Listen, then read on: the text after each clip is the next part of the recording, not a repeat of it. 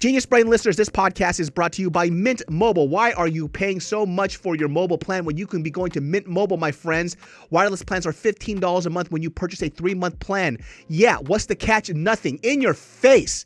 Because after talking to them, it all made sense. There isn't a single catch at all. All plans come with high-speed data and unlimited talk and text delivered on the nation's largest 5G network. Ditch overpriced wireless with Mint Mobile, my friends. To get this new customer offer and your new 3-month unlimited wireless plan for just $15 a month, go to mintmobile.com/genius15. That's mintmobile.com/genius15. Cut your wireless bill to $15 a month at mintmobile.com/genius15. $45 upfront payment required, equivalent to $15 a month. New customers on first 3-month plan only. Speed slower above 40 gigs on unlimited plan. Additional taxes, fees, and restrictions apply. See Mint Mobile for details.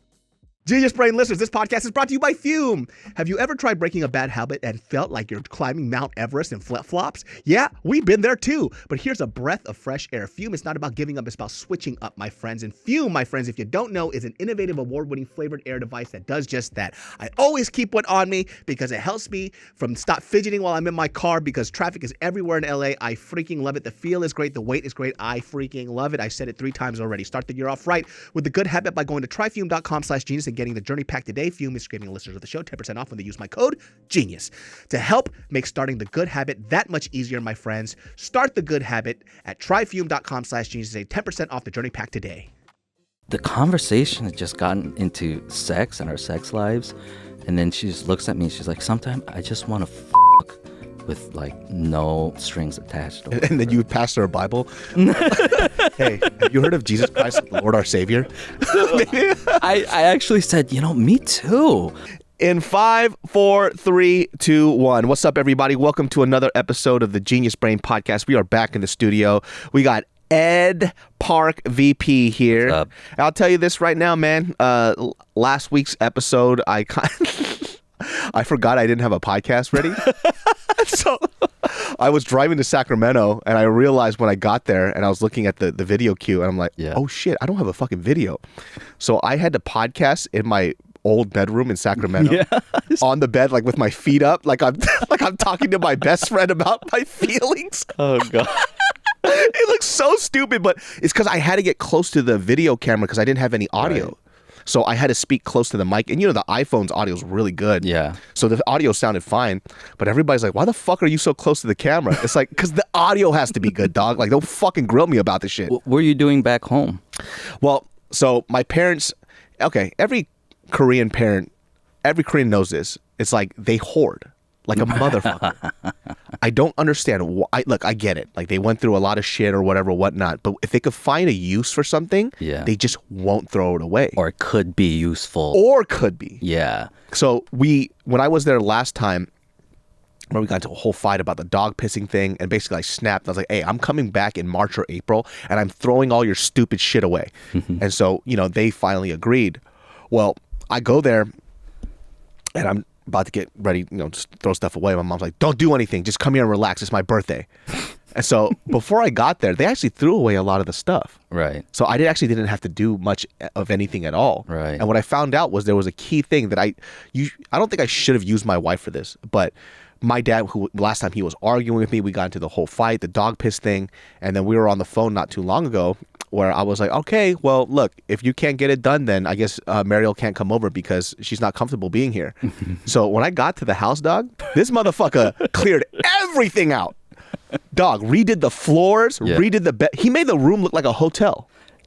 When Koreans have to do something for other people so they look better, they'll go all out for it because they have to be in a good light. That's exactly what I was so mad when I walked into the house. I was like, first of all, I have been arguing with you for 2 years. Your son, your fucking blood. And I just say, well, Mariel can't come. This fool, okay. He starts ripping out the fucking floor. Suddenly he's a general contractor. He did that shit in a month.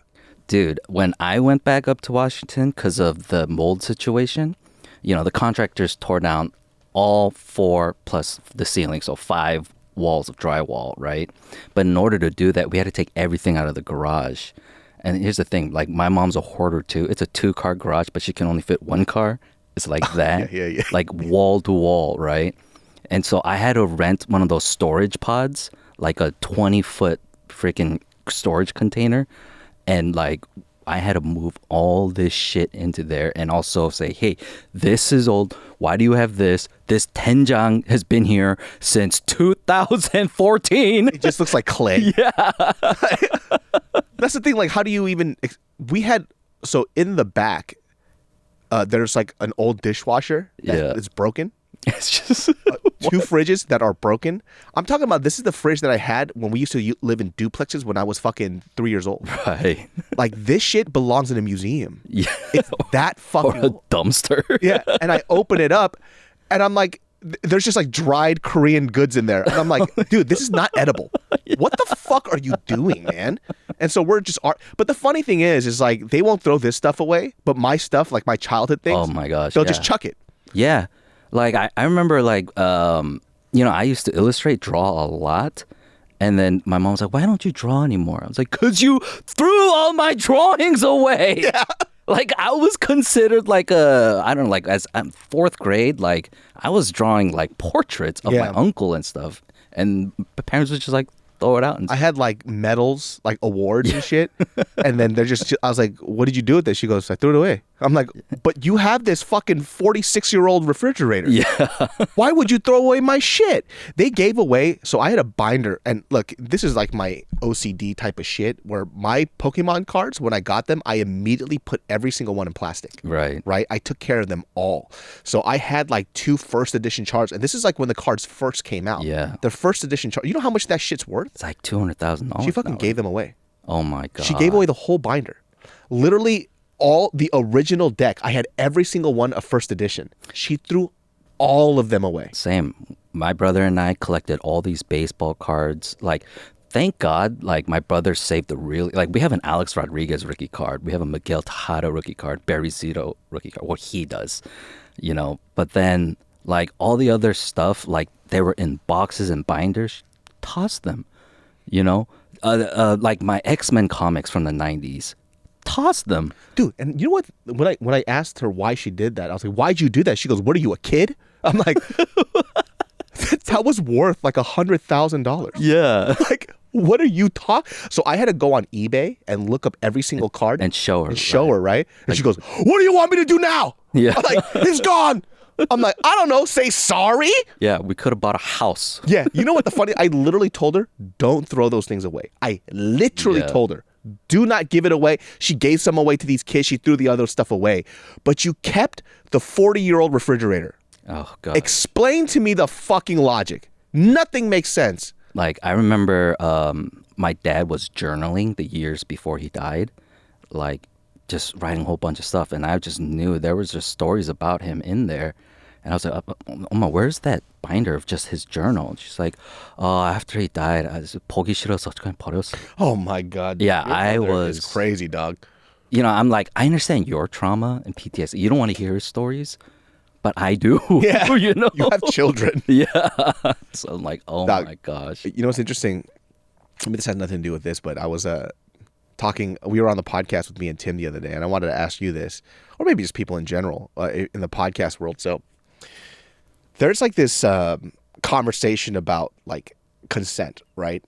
Where obviously there's clear rules and the ways that you should dictate yourself in the dating world when it comes to consent, right? Sexual, whatever, whatnot.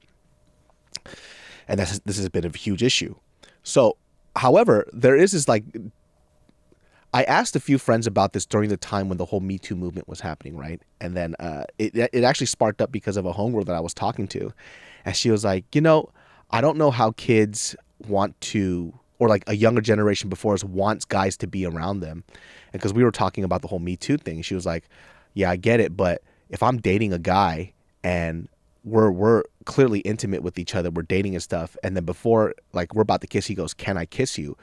I would probably break up with him on the spot. What? Right. And I was like, oh, what do you mean? She was like, I think it's fucking whack if a guy can't, if we're in the mood and then you ask, can I kiss you? That's weird as fuck. I always do that. So here's the thing. Oh, wait, they're already seeing each other, though. They're dating already. Oh, okay. Yeah. So it's like, like you're on dates or whatever, whatnot, and things are going great. Not first kiss.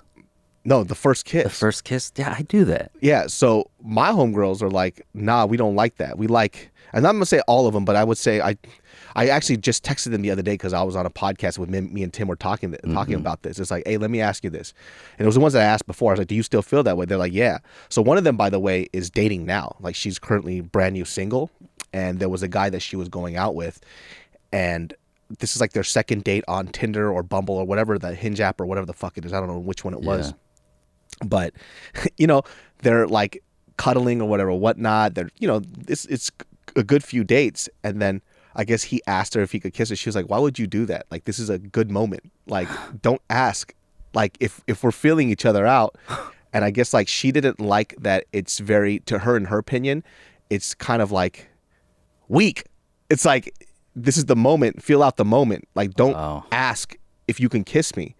So what are we supposed to do though in this climate? Well, this is the thing though. This is the thing that I was wondering too, because so Robin on this podcast, she was like, well, I always want to be asked first. Like, I think it's respectful if you do that way. And she was like, I think that's how most women feel. And I'm like, that's not true, because I literally know, like, just even yesterday, I asked 4 of my homegirls. I texted them all, and they all said the same thing. It's like, nah, that shit's weak. Are they from the hood? So is it a culture thing? Because this is what I was saying too. I think it's a culture thing too, right? And it's also a generational thing, right? Because I think a lot of younger people, because of the rhetoric that happened, or a lot of bad things that could happen, they feel like guys are just dumb as shit. So they should be able to ask first. And the other ones, like, they kind of like the more traditional man who takes charge and do things like that. So I'm like thinking to myself too. It's like when I was on this podcast, I'm like, damn. This is a really difficult dating climate for people, right? And because too, like, there are a lot of situations where guys are just so fucking clueless. Like, I'm pretty sure Robin told this in public, but she told a story where she's like in this acting class, and a guy that she was not even talking to, they just kind of related on some other shit during like the theater class or whatever. Yeah. And they related on the fact that she told him that she's an introvert. She goes, oh, I'm super introverted. He goes, oh, I'm introverted too. Blah, blah, blah. They're talking. And at the end of the class, this fool goes for a kiss. It's like, how introverted?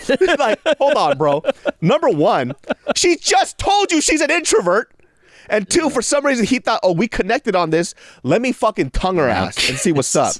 So she's traumatized by that shit. So now she expects people to ask first because of some idiots like that. Yeah. So there's like, oh, I see both sides now. It's like, oh, I get it. Like, but what the fuck, right? That doesn't make any sense to me. I think it would be like, yeah, when you say cultural, like a girl who's already dating a guy because she knows he's a type of guy maybe with some swag or something. Who can't do that. And then there's other people who are into nerdy introverts and they don't know what the fuck to do. Yeah. Right? Because that reminds me, I completely forgot about this, but in college, I was seeing a girl, and yeah, it's been months or something. And I think we were at a friend's house, and he had karaoke, and then I think he went to bed or something. It was just us two, and then we were talking, and then I leaned in for the kiss, right? And then when I pulled back, she had her eyes closed, and then when she opened it, she fucking smacked me in the face, like shoved my face back. I was like, oh, she was like, why did you do that? And I was like, oh God, I felt like when you feel like this is it, this is the moment. And then it was like, not, I guess, So ever since then, yeah, I've been asking. I always ask people, like, when it's the first kiss. So you got traumatized. Oh, yeah, I don't want to get fucking, like, look, one thing, from one point of feeling like this is it, like, and you feel the confidence and I'm going to do it. And the next shriveling up, like, oh, I'm so sorry. In her case too, and your case, you guys had two like traumatic experiences that caused that for it to happen. I think my thing was like, I don't think there's a set rule that everybody believes, right? There's like, it's like depends. The safest thing though is to ask though, right? I think it is the safest thing though, but then it's like, I don't know, because, so for an example, right? Me and Tim were talking about this.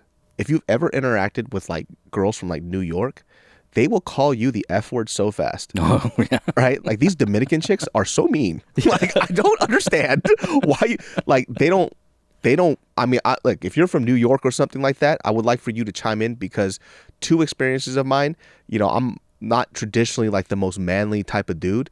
And listen, I've been called all types of gay. Yeah. Right. As a joke or whatever the fuck not it is. I'm fine with it. We roast each other back. But I'm like, damn, is there something that I'm missing here? But I think it's just like it's like where you're at, where you're from, and what your upbringing is that dictates this type of stuff.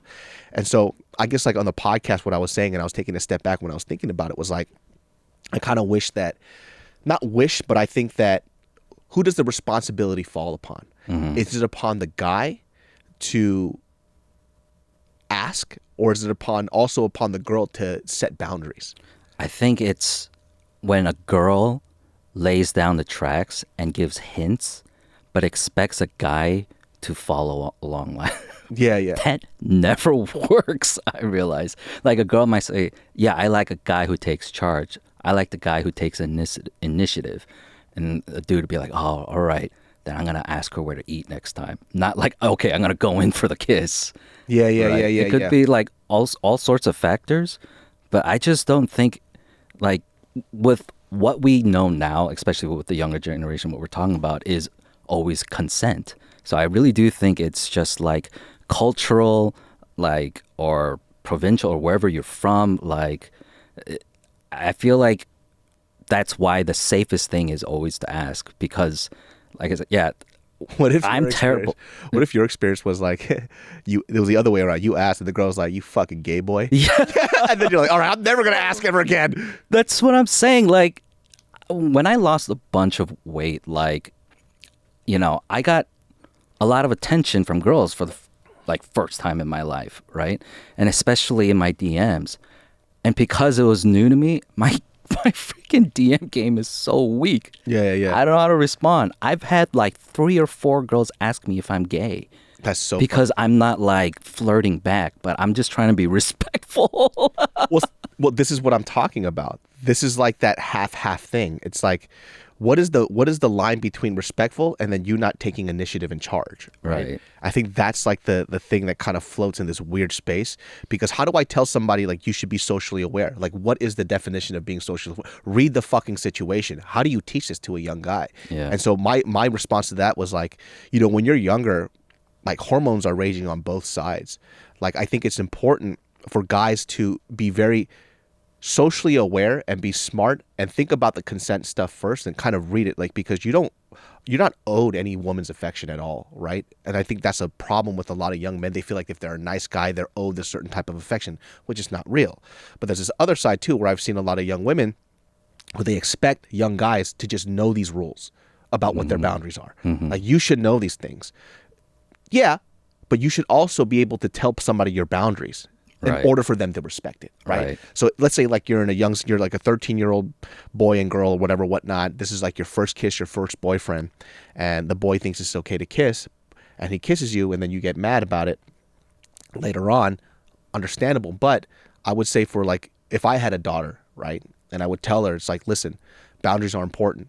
You got to let people know what your boundaries are, right? You can't. It would be nice if the opposite sex, the boy, knows this, but in case they don't know, make sure that your boundaries are known. It's like, hey, we're dating. I don't feel comfortable with the first kiss until a little while, so I'll let you know, or don't touch me this way, or don't say these things, you know? But I'm one of those guys that's terrible at reading signs and hints from girls. How are you dating, dude? Your dating situation is going to be rough, bro. Yeah. Like, I think I get along with girls who just kind of like, oh, okay, he doesn't get it. Like, they just have to tell me straight up. Like, I remember a girl asked me to come over her place, watch a movie. Now, here's the thing. If you ask me to watch a movie, I'm in it for the movie. Yeah. Right? Because I'm a cinephile. Yeah. You know, and then I go over her house, and then she set up this tent in her living room, like put the couches together, like these pillows and like blankets. And I was like, wow, this is awesome, right? And I get in there, and then she said, I'll be right back. She comes back in just her underwear and like a little baby shirt, right? And I was like, oh, you want to get comfortable? And so I was like, oh, that's cool. So I take my pants off, but I'm just like, oh, I love sitting around my underwear too. Thanks for, breaking the ice. This is the craziest story I've ever heard in my life, dude. I'm literally going to kill myself. But here's another part with the movie. We're watching it, and I think it was a movie she wanted to watch, and I fell asleep. And then I wake up the next morning. God, dude. I was like, this is so bad. I was like, I'm so sorry I fell asleep during the movie. Oh, I feel so bad. Genius Brain listeners, this podcast is brought to you by Mint Mobile. After years of fine print contracts and getting ripped off by these overpriced wireless providers, if we've learned anything, it's that there's always a catch. So when I heard that for a limited time, all Mint Mobile wireless plans are $15 a month when you purchase a 3-month plan, I thought, where's the catch? But after talking to them, it all made freaking sense. There isn't one. Mint Mobile's secret sauce is that they sell wireless services online. They cut out the cost of retail stores and pass those sweet savings directly to you. Listen, I know you're subscribed to some sick stuff online, but all that sick, freaky stuff is expensive. So guess what? Save money with Mint Mobile so you could get your freak on, my friends. Say bye-bye to your overpriced wireless plans, jaw-dropping monthly bills, and unexpected overages. Mint Mobile is here to rescue you. To get this new customer offer and your new 3-month unlimited wireless plan for just $15 a month, go to mintmobile.com/genius15. That's mintmobile.com/genius15. Cut your wireless bill to $15 a month at mintmobile.com/genius15. $45 upfront payment required, equivalent to $15 a month. New customers on first 3-month plan only. Speed slower above 40 gigs on unlimited plan. Additional taxes, fees, and restrictions apply. See Mint Mobile for details. Genius Brain listeners, this podcast is brought to you by BetterHelp. What do I always say? Mental health is mental wealth. What are you doing if you're not loving yourself? Loving yourself? Self-worth. What are you worth? Werther's Candy, my favorite, just like mental health, my friends. Look, if you've benefited from therapy, I'm telling you right now, you'll love BetterHelp. And if you haven't tried therapy, you'll love BetterHelp even more. If you're thinking of starting therapy, just give BetterHelp a try. It's entirely online, designed to be convenient, flexible, and suited to your schedule. Just fill out a brief questionnaire to get matched with a licensed therapist and switch therapists anytime for no additional charge. I've been using BetterHelp for quite a while now. When my personal therapist is a little busy and I need some mental health and wealth, I hit up my BetterHelps. You know what I'm saying? Learn to make time for what makes you happy with BetterHelp. Visit betterhelp.com/genius today to get 10% off your first month. That's betterhelp.com/genius. I feel terrible. Did you talk to her again after that? Oh, yeah. The next time she was just up front. Like, well, I don't know. What do you mean up front? That's pretty upfront, dog. No, that's what I'm saying. If you don't tell me, like, if I don't hear audibly, like, I'm just terrible at those signs. Oh, man, I don't know what to tell you. I have no advice for you. Dating is going to be rough for you. That's why you're asking me, like, do you ask for first kiss? I'm like, yes. Yeah, I have to verbally say it. I'll tell you this. The 4 girls that I texted, they would definitely call you gay. They 100% would think you're gay. That's crazy, It's not even dog. the first time. It's not even the first girl. Like, another girl, same thing. One of our house, we had lunch, and then the conversation had just gotten into sex and our sex lives. And then she just looks at me. She's like, sometimes I just want to fuck with, like, no strings attached. And then you would pass her a Bible. Hey, have you heard of Jesus Christ, the Lord our Savior? I actually said, me too. I wish I could just have sex. Hey, I'll see you tomorrow. Yeah, and I was like, yeah, I gotta go. It was exactly like that. Yeah. Oh, shit, I gotta go. Yeah. Hey, I hope you meet somebody who wants to fuck. Yeah, I really like to, but man, hope you get to meet that person. I'm looking for somebody too. You have to tell me word for word that you want to have sex with me. Like, dog, dude, you're too much work today. Dog. Yeah, that's way too much fucking work. That is a lot of fucking work. Well, this is what I'm saying. Like, this is the interesting conversation because, like, I feel like when I was saying this too, I'm like, I don't want people to misconstrue the idea of it's like, oh, girls always have to do all the work. No, I look at it from a perspective of me if I was a father. It's like I would want my daughter to, like, learn how to set boundaries and say things out loud. Right. Or rather than expecting the other person to know. Same thing for the guy, right? So it's like, I don't know. Like, what is this dance that happens too? It's like I all I thought about was, thank God I'm not dating anymore. Yeah. I don't got to deal with none of this shit.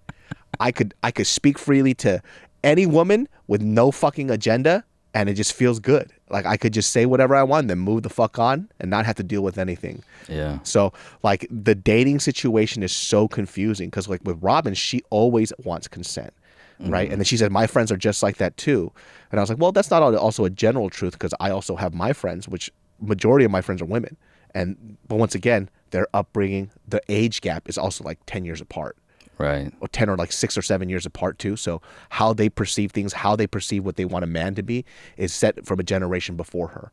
So it's like, damn, I don't know. Like dating is so fucking confusing. Well, also, I didn't always look like this, So I was like, I guess you could say I was just this big fat nerd, I had no game. And so even though like I got skinnier or fitter, like I just, the thing is, internally, my personality is that same guy. Oh, I was fat too, dog. I was not like that. Yeah, that's the thing. You've always had that kind of confidence and swag with you, though, right? Yeah. I see what you're saying. But speaking of, man, we got to talk about this. We got to talk about Quiet on the Set. Yeah. If we're going to talk about consent, it kind of melds together. But look, I never grew up watching, I didn't have cable. Right. So the whole Nickelodeon thing, all this other stuff, I knew about these shows. I never really watched them. So when people have like this childhood connection to people like, I don't know, Kenan Thompson, Kenan Kel, yeah. The only reference I have of them, which I feel connected to, is Good Welcome Burger. to Good Burger. Yeah. The Good Burger. Can I take your order? It was Good Burger. That was it. But outside of that, if it was on cable or general television, I didn't really watch it because I used to get my ass beat for watching too much TV. Right. I'm not sure if you guys ever had this or you, John, if your parents didn't want you watching TV. But my parents, because they would work all the time, they would come home at 7 p.m. Right. So for me, I'm not allowed to watch TV. I'm supposed to get my homework done. And I was really bad at school. Yeah. So what they would do is they would check the heat on the back of the TV to see if I was watching TV. So I figured out this system where I would stop watching TV an hour and a half before. I would take an ice cold towel that I left in the freezer and put it on the back of the TV. And so every time I see my dad just come in, Yeah. I know you watch TV. Those old CRT TVs. Like, 야, 이 개새끼야. 너 뭐 공부도 못 하는데 너 텔레비만 봐, 이 개새끼야. Yeah. And then he would like put his hand on it. I think it's cold. He goes, okay. 알았어, okay. You didn't watch the TV, okay. But in my mind, I'm like, stupid bitch. Yeah. Well, system. When I was watching that, it took me back because I was watching Nickelodeon in those years. Like Nick at Night type of stuff. And Nick at Night was like I Love Lucy and old black and white shows. oh, was it? See, this is how much I don't know. Like Nickelodeon back then, it was like Ren and Stimpy. Yeah, I fucking loved Ren and Stimpy. I watched Ren and Stimpy, but I had those on tapes and stuff. On tape, yeah. I had that on tape too because I just fucking loved the shit out of it. But when all that first came out, that was my introduction to, it was like a kid's SNL. Mm-hmm. And I remember I watched that first generation of it. But same, by the time when I was like in 7th grade, I don't know what it was a video store because we had the video rental. I got more into watching films and movies than watching kids content now because I could just tell the difference. Mm-hmm. And so after like 97 or something, and like by the time they're talking about it in episode 2 or whatever, I have like no reference about these kids or whatever. But I remember the first season. And then that's where the way they paint the picture of this guy, Dan Schneider, is just like worse than the way The Last Dance painted their GM. Yeah. I forget his name right now, but like, I mean, they have the same vibe. The fat kid who just wants respect or something. And I never saw the show, so I didn't know what Dan Schneider looked like. Mm-hmm. So I will say this, I feel bad because you shouldn't judge a book by its cover. Yeah. But the moment I saw his face, I was like, wow, this is a diddler. Yeah. Like, creep. Yeah, he's like if he was a Batman villain, he's the diddler. We'll get to Diddler was trending because of Diddy. Okay. Well, we'll get to that too. Yeah. But, oh God. I was like, yo, this fool had like a chin and then the fucking sack. The sack behind it where he would hide children or something. I don't know what the fuck. And I feel bad because I should, what we've learned in media, especially when it comes to docuseries, right, is people paint a picture that they want to paint. Yeah. I mean, and us, we have experience in editing.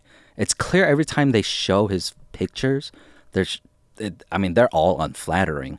But then it's the music behind it too, Yes. and what the voiceover behind it is also saying as they like do the slow Ken Burns, Yep. zoom in effect. Because when I look at that type of stuff too, you could do that about anybody. Yeah, I mean, you could do about Mother Teresa if you wanted. Yeah. You fucking do like a little warp thing. So Mother Teresa Exactly. actually didn't, some shit like that. So I'm trying to watch this very objectively, right? Because, by the way, I hope we're beyond this thing now where I'm not trying to be a victim blame or anything. I'm just looking at the docuseries because we watch a lot of film and I've watched a lot of documentaries. Everything has a bias, right? So I'm just trying to watch it for what it is. But even then, it was really hard to watch for me. Yeah. Because it has to deal with children. And it's just like, I don't know. It's hard for me to watch. See, that's the thing. I didn't see the R. Kelly doc. I didn't see the Michael Jackson docs. But because I knew we were going to talk about it, I was like, all right, let me watch it. And as a form of like informative documentary, it had a little bit of too much TMZ in it for me. Yes. Because the two people who were giving the most information, the Business Insider journalist, Yeah. I understand. The other girl who's a culture writer, Yeah. that's like the TMZ part. I'm like, but she's speaking on it as if like, this is what happened, this is what he did, and then you see da da da da da. Yeah. And I thought honestly that she was unnecessary. Yeah. It was like, let the people who were there speak and Yes. let the journalists speak. Yeah. Not this culture critic. Yeah. Yeah. And the other thing too, as an editor as well, I see like sometimes it was a stretch. Like I feel sorry for this guy, Dan Schneider. Like I know he looks like a creep. It's easy to be bought in through its editing. I know he wasn't a great boss. That's clear. But then like there's some parts where there was a stretch of the way he is. Like there's one moment where he has a camera and gets behind a girl and he scares him. She goes, whoa! And then that culture critic goes like, she couldn't say, I don't like that. She couldn't stand up for herself. So I was like, what the hell? This is the thing about like docuseries too. It's like, or people who create content online. I don't think people understand that the truth is enough. Yeah. Right. And so when they do that thing, and you have people who watch this sometimes who are going to be critical of it, they go, why did you add that? Yeah. When it didn't need to be there. Yeah. Right. It's already, if there's already damning evidence enough as it is, it'll speak for itself. It already speaks volumes. But that's like the dramatic part of trying to make it even crazier than it is. I'm not saying it's not crazy. That's not what I'm saying at all, right? For the stuff that okay, so Dan Schneider he actually did a podcast Right. after this with another childhood star. No, I think he was an adult actor on. Oh, an his adult shows. actor, right? You're right, And, yeah. and he was asking him all these serious questions. And there were things that, okay, I didn't see it, but I just saw that he had. yeah. So one of the things that, okay, let's just talk about his creepiness. So the massaging thing, right?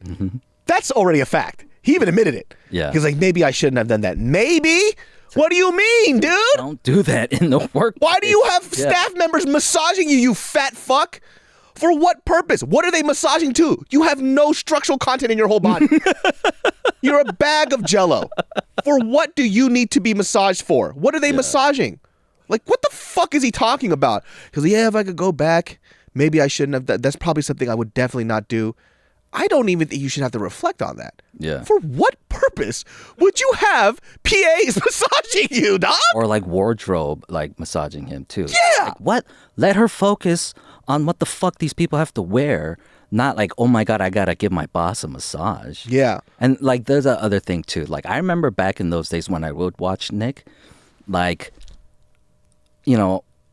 there was a lot of the humor I didn't get because you can obviously hear the laugh track in it, and in all the behind the scenes, there's clearly not an audience, But I just remember thinking, is this what's funny to like Americans? Is this a white people thing?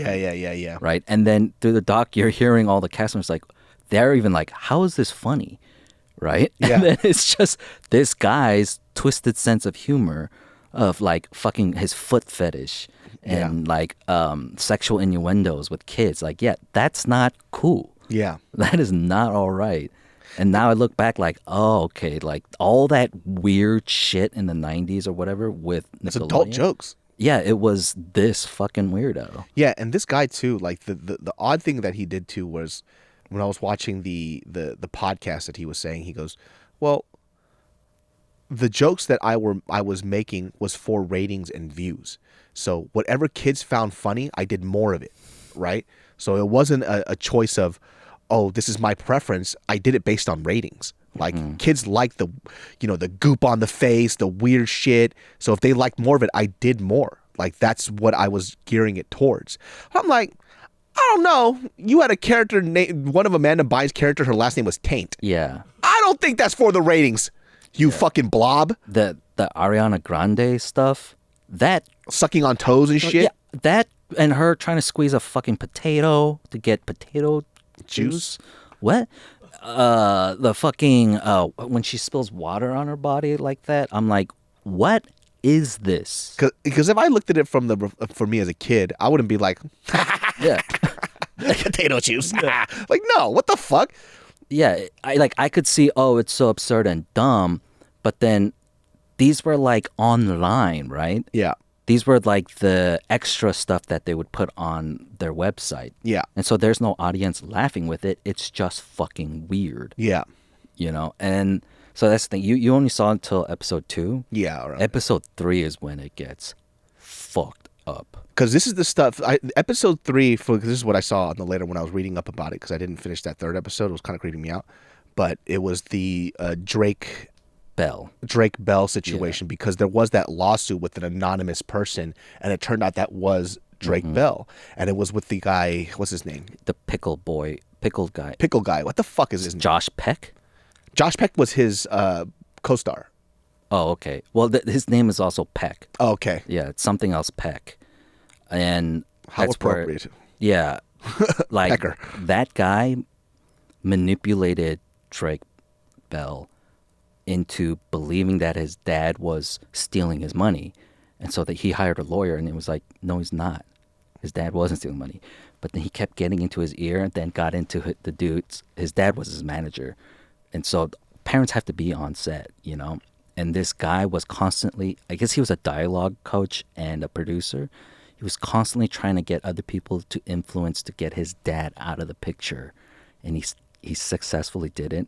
And by that time, he was R-wording Drake. But it wasn't just diddling.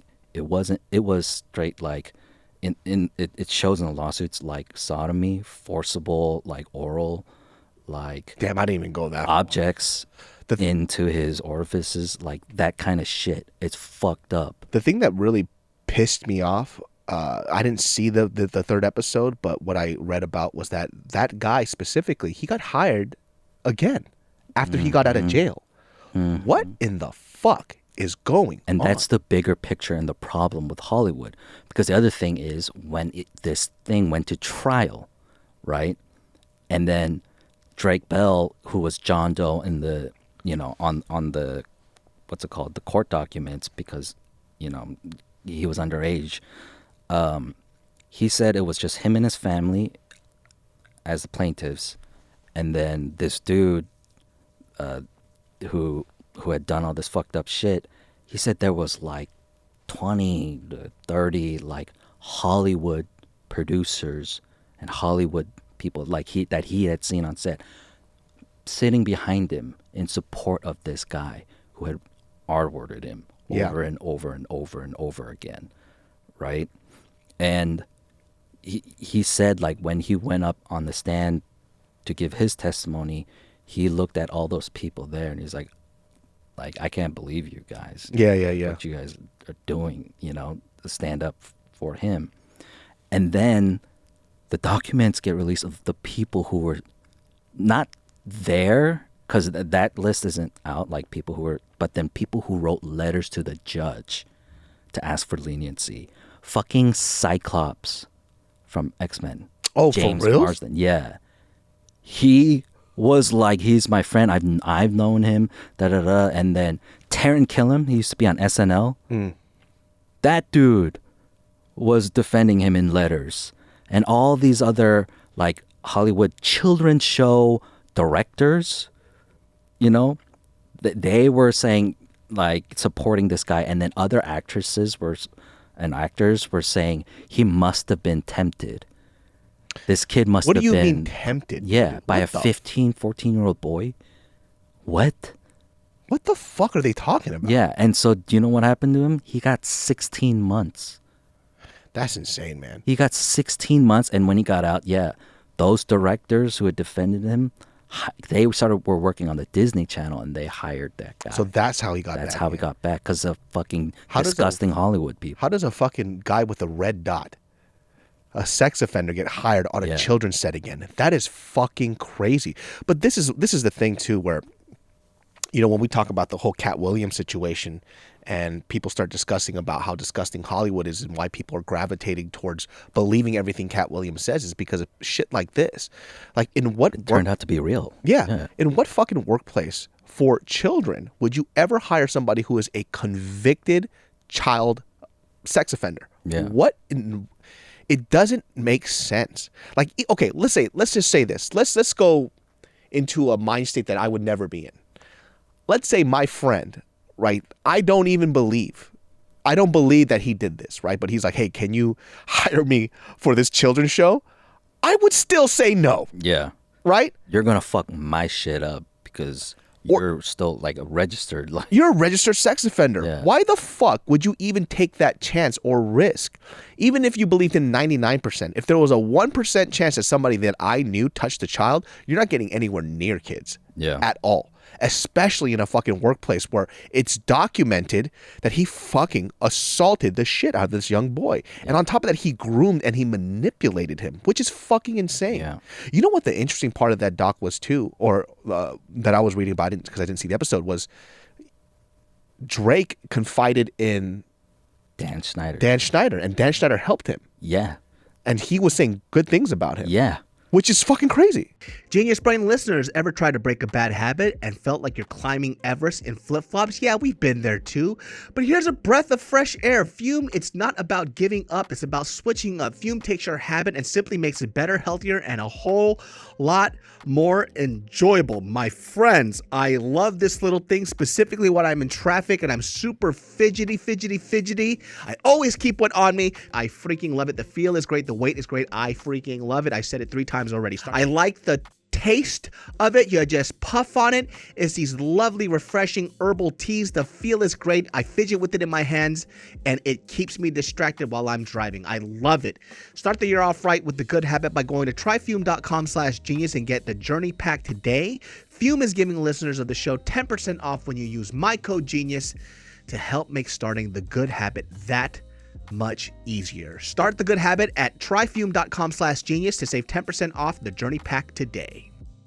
Yeah, so that's the other thing about the rest of the doc, because it deviates between, okay, like this horrible producer boss, Dan Schneider, and then by episode 2 and 3, it's about these actual sexual child predators. Yeah. Right? And then in the midst of that, like of not talking about Dan Schneider anymore, it's Drake Bell saying Dan Schneider was the one who came to him. Like, are you okay? Is there anything you need? And if you don't want to talk about it, that's fine too. It's like, I'm here for you, you know? And I think they said that after him. Drake Bell, right? His parents also thanked Dan Schneider as well too. So there's like, what the fuck is going on here? And it's not to say that people who do horrible things can't do good things as well. Well, that's the thing. Like, so Drake Bell's father, who was his manager at the time, knew that this motherfucker, like, was a creep. Yeah. Right? And he was getting, like, to him. He's like, dude, cut that out. Yeah. It's inappropriate, da-da-da-da. And so he went to another producer on the show. It was like, hey, I don't like that this is happening between this guy and my kid. And then the producer's like, you know he's gay, right? You're being homophobic. What the fuck? So he's like, why? you have to back off. Or you, because he was being labeled as a homophobe and being ostracized. It's like, you know he's gay, right? I was like, cool. Now I'm even more concerned because I think my son is a boy, you know? Yeah. And he's hanging out with a young boy. I don't care if he's gay. I'm worried that he's a sex offender. Yeah. What are you talking about? Yeah. That's so fucking wild. But this is the thing too. There's like, it's like, how do you deal with this? Like, That's the thing. Drake Bell, same thing. How did he deal with it? alcohol abuse, drug problems, like even him getting so fucked up, he started texting young kids, you know, and he served jail time. He served more jail time for the consequences of what happened to him than this motherfucker that spent 16 months. Drake Bell went to jail too? Yeah, for like DUIs and like for the soliciting a minor and whatever. He solicited a minor too? Yeah, I mean it was in the midst of him being like just drugged out, fucked up, and whatever. What? I had no idea. That's the thing about that trauma that gets passed on to people. Like he's not even gay or whatever, something like that, but it's like that kind of, I forgot what it's called. Like it's like a curse. Like when you put that kind of shit on somebody, and then it just gets passed on or whatever. Yeah, I always hear that a lot too. Where I used to listen to this cycle of abuse. Yeah. I used to listen to this this podcast called A Sword and Scale, and they would have a lot of these like weird cases where either somebody was like a serial killer, sex offender, murder, or whatever. They would do terrible things, and you go into their past, and what they're doing now happened to them, and they're just doing it forward that way, which is fucking nuts, man. Like when I saw this thing too, it's just like. I also wonder too, I don't think I would ever want my kids to be in the public scene like that at that early of an age, right? Because it's not normal. Like you have all these people, how many childhood stars and actors that ended up so fucking weird, right? Yeah. And I'm pretty sure they weren't like that when they started, but when you're put into a position of, first of all, I say this from an experience of most adults can't handle it. Mm-hmm. Adults who are supposed to be mentally sound, who have life experience, who can decide for themselves. The moment they become famous, they have a little bit of limelight. And I'm talking about maybe 1,000 followers on Instagram. Mm-hmm. They get the reality of what social media and reality becomes mixed. They don't even know what the fuck is real or not. So if it fucks up an adult who's supposed to be prepared for these type of situations, what the fuck do you think that does to a kid? Especially at the time that they were in, because celebrities were a rarity. Everybody's a fucking celebrity now. As long as you have a following on Instagram, YouTube, or whatever the fuck that it is, you're considered quote unquote a celebrity. So when you do these to these children, they don't know what the fuck is going on. Their world is actually developed and built around them. They're not actually having like real life situations that most kids are having, and it's not being developed that way. Yeah. So when I look at like young kids and I see people who kind of exploit their kids, it's like, it's hard because I don't want to judge. Right? Because I don't know what they're going on in their personal life or how they perceive what they're doing. But every time, and look, I've been in this space for a very long time. Every person that I know that uses their kids as a way for them to get money or be famous always has a fucked up kid. Yeah. Always. Mm-hmm. I have not seen the other side of it. The kids are all fucking weird. They're rowdy as fuck. They're just these little disrespectful shits. And on top of that too, these parents don't even know that they're doing this to their children, because in their mind they rationalize it, right? I'm showing people the full side of what it's like to have a family. You're not doing it because of that. You're doing it because the brand deals are great and it makes you look good. Yeah. Don't lie. Like at this point, I think all of us are smart enough to know you're not doing it for your fucking kid. You're doing it because it gives you attention. And the biggest sign of this that you'll see is like somebody will start their Instagram page and they'll have a little bit of a following, and then they'll put their kid up. They get all these likes and views, all children content now. Yeah. So who are you doing this for? You're not doing it for your fucking kid. You're doing it for your bank account, and you're doing it because it validates your existence. Because if you didn't have these kids and you weren't shelling them out for fucking views, you would be non-existent to the world. Yeah. And you disguise it with, I'm doing it for everybody else. And I hate that topic. I fucking hate that shit. It annoys the fuck out of me, and there's a special place in hell for people like that. Like the opposite of that spectrum is like how these people and these kids have to, they come out on these documentaries or tell all books, and they actually talk about, it was their child stars, and it's you see that it was their parents who are just like using their kids for either the money or like some fame that they never had or whatever, yada yada. So the relationship is always strained. And then you see Shia LaBeouf's movie Honey Boy. Yeah. Right. And it's about his dad, right? Yeah. And he plays his father, and then he has his young star. And then he like basically was marketing the film as, this was my life. This is what happened to me, my life story.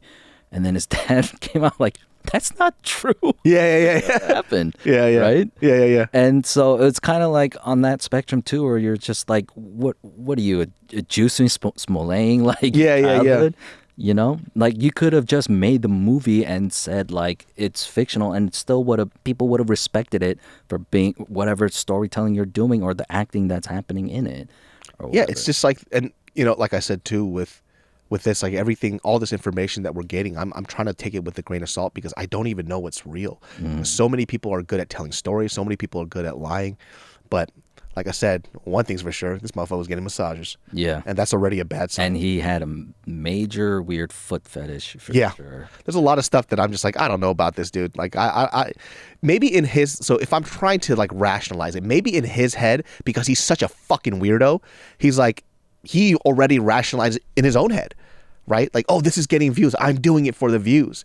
Because I see that with social media people all the fucking time. I'm not talking about people who just, you know, they daily vlog, they have their kids in it, whatever. I'm talking about people who make it their whole personality to use their kids as like fodder for like money and fame. Well, when you're saying views, right, it's really important to know whether it was the Nielsen ratings back then. Yeah. But on YouTube, you can see what kind of accounts and who's watching your shit, right? Yeah.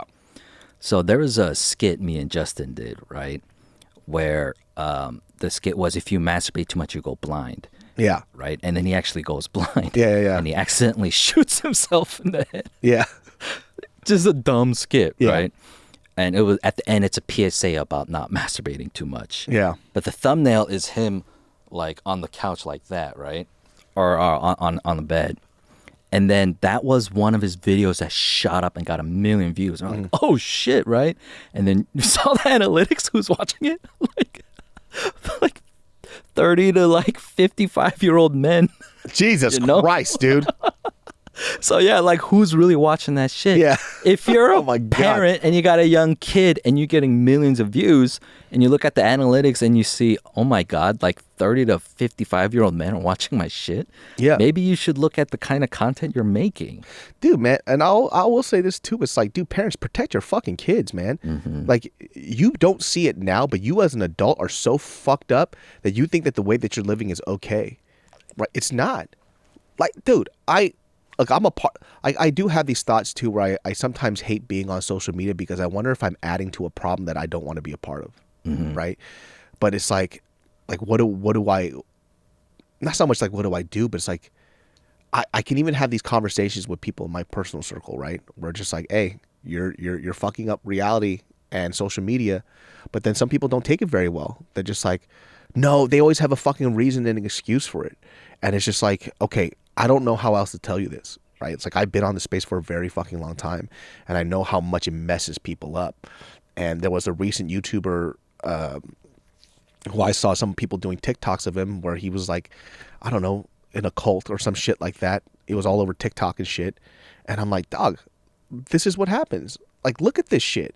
I've seen it around I don't want to call them friends, but acquaintances in this space who are so desperate for views. They're doing anything they can to get views, right? They're complaining about their life. They're doing all this other shit. Like, they don't live in the real world anymore. Like, they only value themselves based on how other people view them. Right. And like I said, if it does that to adults, what do you think it does to fucking children?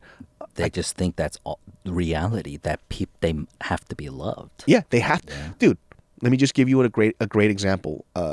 Tim showed me this video of this lady who, she deleted her whole channel after this, by the way. Their dog died. Her kid's crying. Real crying. Yeah. Right? And then she goes, yeah, guys, this is just such a hard time for us. Blah, blah, blah, blah. Yeah, okay, I'm just going to sign off. And she still had the camera on, right? Because she's trying to get a thumbnail. And then she has her kid in there. And she's telling him, hey, cry more.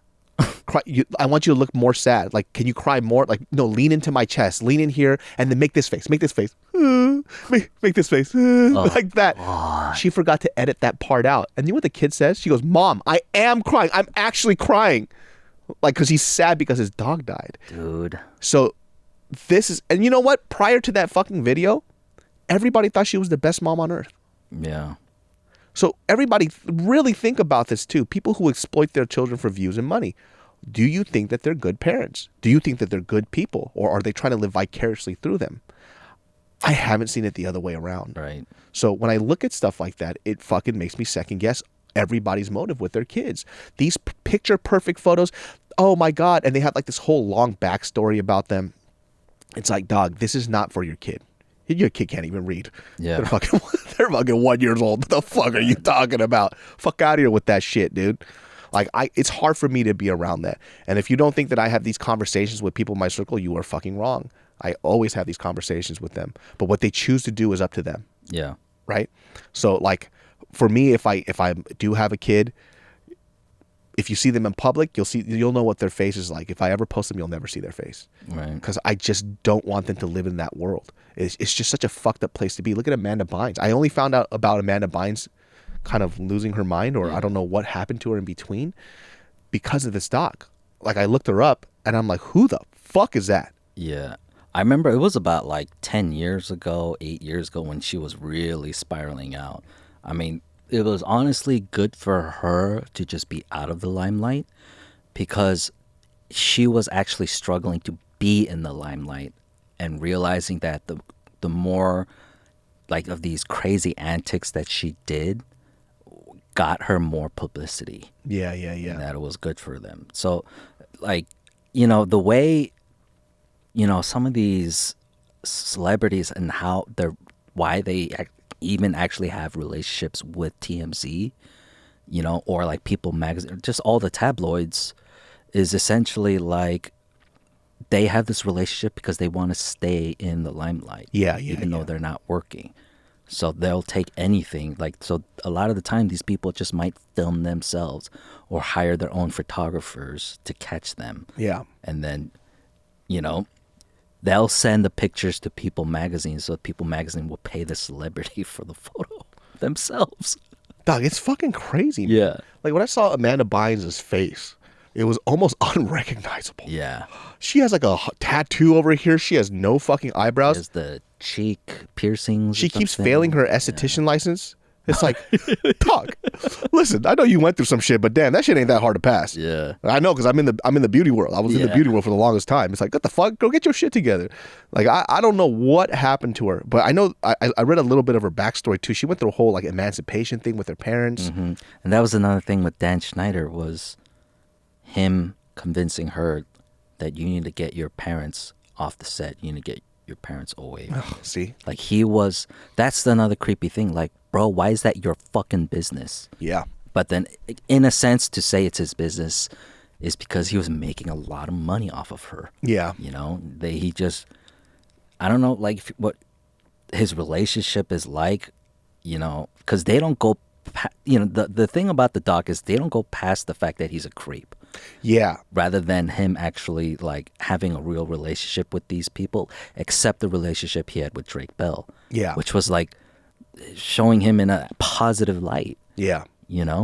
Because I think in the other thing too, when he had the interview with the other people, people were saying that, I think the other guy who was interviewing him, people were saying that he wasn't very good with inclusivity with. Yeah. But then the other guy was disagreeing. The guy who worked with him, he goes, no, that's not true. He was very inclusive. So there were stuff that they said that was good that he did, that the good stuff that he did as well. But I think he openly did admit that he was a terrible boss. Yeah. Like, he was a very, very bad boss. Like, the one hero too is like the director of all that. Like, that guy was the guy who kept the kids safe. Mm-hmm. At least the best he could. Yeah. Well, if we want to move on from this, speaking of bad bosses, we got the Diddler. We got to end this podcast. We do? Yeah. Okay. But, what the fuck were we talking about before? Oh, yeah, with the, what the fuck were you saying before? We were talking about Amanda Bynes. Oh, yeah. Yeah, but, like, when you look at, like, childhood stars like her, and then you see people like, I don't know, even Nick Cannon is a little weird to me. Like, I ain't gonna lie, dude. That motherfucker weird as shit to me. He keeps on wanting to rap when nobody has ever asked him to rap ever. His content outside of television is so weird. Yeah. Right? Like, his white guy character, it's like, it's not funny. It's just like really fucked up. Can I just tell you something, man? Like, Nick Cannon, dude. So years ago, I was supposed to be casted in Wild 'N Out, right? I didn't want to do it because we just started JK News, so I decided to do JK News instead, which was, in my personal opinion, was a better move. It was way more money. Yeah. And I was with my friends, so why the fuck not? So we had a conversation call. I thought it was really dope. And then I still think he's a really dope guy. I think nobody says anything bad about him when they work with him, that he's a really dope boss. And I really believe that till this day. However, you are... Why do you keep doing stand-up? Have you guys seen Nick Cannon stand-up? No. It is so let's just say this, right? I was caught by, let's say I'm doing espionage for America, and then Russia captures me. If they wanted to get information out of me, they just have to put his stand-up on. I'll tell you anything. I will tell you everything, dude. I will tell you it is one of the most awkward. It's like the guy who said he was funny, even though he never really is. Right, because he grew up doing a lot of comedies as an actor. Because he's an actor. But he thinks he's a comedian. His stand-up is the worst thing I've ever seen in my life. That's why I'll say till this day, when people are saying that Brendan Schaub was the worst stand-up comic ever, no, he's not. He's pretty average. If you've seen Nick Cannon do stand-up, it is terrible. Just watch it tonight and see if you don't fucking throw your phone out the window. All right. It's bad. It's worse than his rap. His music is terrible enough as it is. His fucking stand-up is trash. Right. Like, that's the other thing, too. When you grow up and everybody tells you that your shit doesn't stink and you're amazing, you truly believe it. Right. All the time. I don't know how many times I've seen influencers, like, go into stand-up. You talk. And I've seen them live because I'm going to these shows and then they're popping in for, like, a 5-10 minute set. It's the worst shit I've ever seen in my life because stand-up gets disrespected so much because they just feel like anybody can do it. Yeah. Dude, I won't say names because I'm trying to be kind. But if I ever become a millionaire, there will be signs by how much shit I'm talking, how many names I'm saying. Yeah. But look, dude, I've seen these people perform. Yeah. And it is bad. I've seen stuff where like Twitch streamers, because they might get like a ha ha ha in the comments, go and try to do stand-up comedy. Man. You know what one of the worst things was like when during pandemic, everybody who was like a writer or did like any form of like jokes at all started doing stand-up, and it was the darkest time for comedy because nobody was allowed to throw tomatoes. Boom! Just kidding. I don't know you, but your stand-up sex. Yeah. But honestly, I shouldn't have said that. Maybe I'll delete that. No, it's okay. Or you can bleep it. Yeah, I'll bleep it. Yeah, you suck so bad. I actually saw this person perform live. Yeah. Twice. Because somebody we know sent us clips of her, and then I was out. Was it the Laugh Factory? It was I think it was the Laugh Factory, but she was doing a set. Dog, crickets. Do people feel like maybe because they did an improv class that they can do stand-up comedy? I think so. I don't know what it is, but it's like it was crickets, and you always see like this person's clips, and people are cracking up in the crowd. It's because it's her fans. Right. But when she's performing, when you're supposed to make people who don't know you laugh, bro, crickets. Literally saw her manager in the corner do this. Oh no! Like that. Fucking terrible. Well, guys, that wraps up this episode of the Genius Brain Podcast. Let me know what you guys think about Dan Schneider. Did you feel like the documentary kind of exaggerated certain things a little too much that wasn't necessary? I still think he's a fucking creep. He's a creep. Yeah, it doesn't change that. But there was a lot of stretches. Yes, he's still a fucking creep. We're not changing that. I just thought there were certain things that didn't have to be that way in order for them to prove that point, which is something I dislike. I think is a little dishonest. Yeah. Also, too, I'm actually curious for ladies. When you guys are dating somebody, right, and you guys have a vibe, things are going great, do you want the guy to take control and, go in for a kiss when the situation seems appropriate, or would you always like him to ask first before? For me and my personal friends, almost unanimously, it was either no, I want the guy to feel the situation out, because if I'm giving him signs like, look, like, let's make this happen, or I had them saying like, I'm fine with either or. Yeah. Or is it always ask because you guys had bad experiences? I'm just curious. Me, I have no skin in the game. Your boy's married. It doesn't fucking matter. Or you're going to be like Ed, where the girl fucking opens up her pussy lips and he just screams inside it because he thinks it's funny. He's like, hey, does your pussy echo? Hello! And then he goes, nice talking to you, and he walks out. Did you have tacos for dinner? Yeah. Oh my God, you should probably get that check. It smells a little funny. Genius Brain every Sundays at 12 p.m. You could catch Ed at Ed Park VP. If anybody would like to date Ed, just know he Send always a asks for DM. consent. Yeah. Right? You can't be naked in front of him. He's not going to know. You have to say, "Would you like a sex?" Yeah. And then maybe it'll happen. Make it loud and clear. Yeah. Genius Brain every Sundays at 12 p.m. We'll see y'all next time. Peace.